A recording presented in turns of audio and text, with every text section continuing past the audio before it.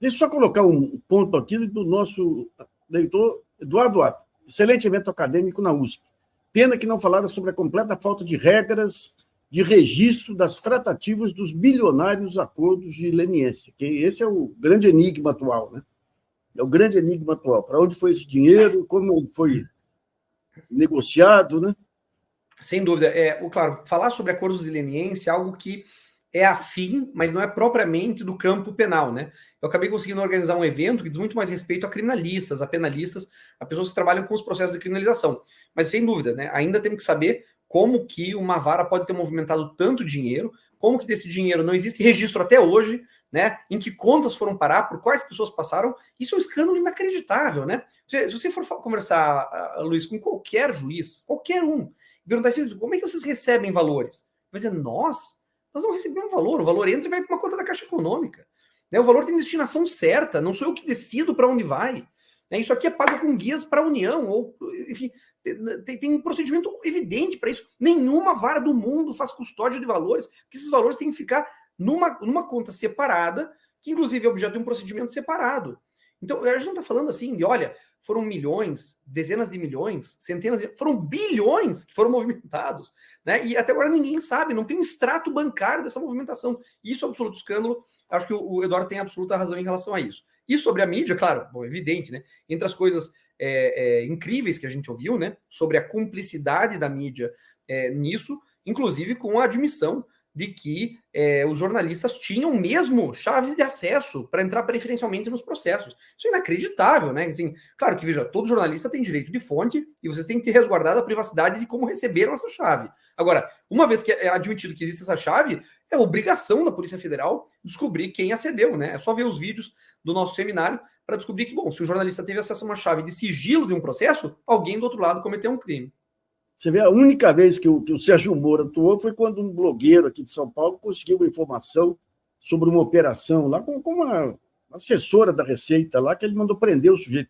Depois a reação foi tão forte lá que ele acabou recuando, né? Mas agora, uma coisa que chama atenção, Maurício, você que está no centro do pensamento jurídico brasileiro, que é o 11 de agosto, eu na mídia, é que é o espírito de vira-latice da opinião pública especializada. Ou seja, o cara que era lavajatista, que ajudou a fazer chantagem em cima de ministro, que pressionou, quando os ventos viram, ele vira democrata, vira liberal, vira defensor dos direitos. E se amanhã o vento virar de novo? O que acontece? O Supremo é o caso típico. Se pegar o Supremo antes e depois aí, você fala, pô, é o mesmo do Supremo? O que acontece com... É falta de tradição democrática? Olha, em relação à parte da mídia, acho que você pode dizer melhor do que eu, mas acho que a gente está usando um adjetivo que não é muito correto. Ela não é tão especializada nem tão íntegra quanto ela faz parecer, né? Uma das coisas que também ficou clara no seminário é que muitas vezes a atividade da mídia é repassar informações sem maior profundidade, sem análise contextual. Assim como o direito se vulgarizou nos últimos anos, Nassif, não sei se o paralelismo é possível, mas me parece que o jornalismo também se vulgarizou, né? Quando a gente pensa assim, a capacidade analítica dos jornalistas, os cursos de formação, aquela ideia, pelo menos, Nassif, de que o jornalista tinha uma formação humanística, uma intensa carga de leitura, que ele havia se apropriado de um caldo teórico, sabe, cultural importante, eu não vejo isso. Eu vejo hoje o jornalismo de uma maneira cínica, rasa, dicotômica, sabe, sempre polarizada. E o direito também aconteceu isso, o direito se vulgarizou, hoje é muito fácil se constituir como um jurista, né? E acho que isso é um reflexo do Supremo Tribunal Federal, né? Você pode pressupor, porque está na Constituição, que as pessoas que estão lá têm notório saber jurídico, mas isso precisaria ser demonstrado. E os títulos de legitimidade que demonstram isso, bom, né, não estou dizendo que você precisa ter formação acadêmica para poder ter notório saber jurídico, mas é um bom sinal, né? Então a primeira coisa que a gente deveria dar uma olhada é no currículo dos ministros e saber como é que eles foram colocados lá. Isso é um erro de parte a parte, né? O Partido dos Trabalhadores foi horrível, né? Na maior parte das suas indicações, o bolsonarismo foi terrível também nesse sentido. Claro que o ministro lá, uma vez diante do tamanho do cargo, da dignidade que aquilo implica, pode se reinventar. Mas a ideia de que existe lá notório saber, convenhamos, né, é uma ilusão. Além desse ponto, né, ilusório, o que a gente tem que entender é que no Brasil se vive uma enorme insegurança jurídica. quando regras que são assim compreendidas na literalidade, Nassif, quando basta ser alfabetizado para ler e entender o conteúdo, como pode aparecer um bando de magistrados, promotores, advogados, dizer que o que está escrito não é o que está escrito, é outra coisa que contradiz aquilo que está escrito. Aí quando você viola o princípio da não contradição, você sabe que não tem mais direito em jogo, o direito já foi corrompido, né? E se transformou em uma dimensão da moral, da política, do voluntarismo. Maurício, eu tive um arranca-rabo que me custou emprego lá atrás com o Saulo Ramos, no tempo que ele era ministro da Justiça e foi consultor-geral da República também. E cada vez que eu denunciava um negócio dele, ele vinha com todo o juridiquês.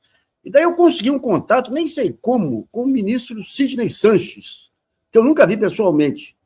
E daí eu perguntei para ele, ele falou, meu filho, você faz o seguinte, você analise o caso, está correto? Se está correto, a questão jurídica ela vem a reboque.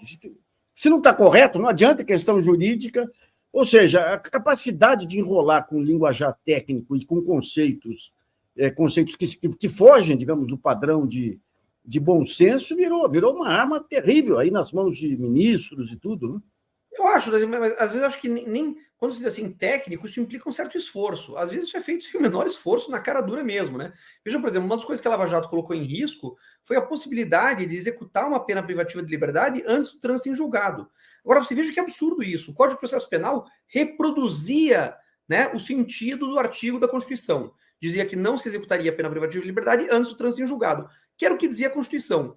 E entraram com uma ação para dizer que aquilo que copiava a Constituição era inconstitucional. Mas como é que pode uma coisa que copia a Constituição ser inconstitucional? E nós só ganhamos por maioria, por um voto apenas. Mas qualquer sujeito alfabetizado poderia saber disso, né? Então a gente não estava ali julgando a Constituição, a gente estava ali julgando, né, a alfabetização dos ministros. Então chega num ponto, né, e isso aconteceu durante toda a Lava Jato, né?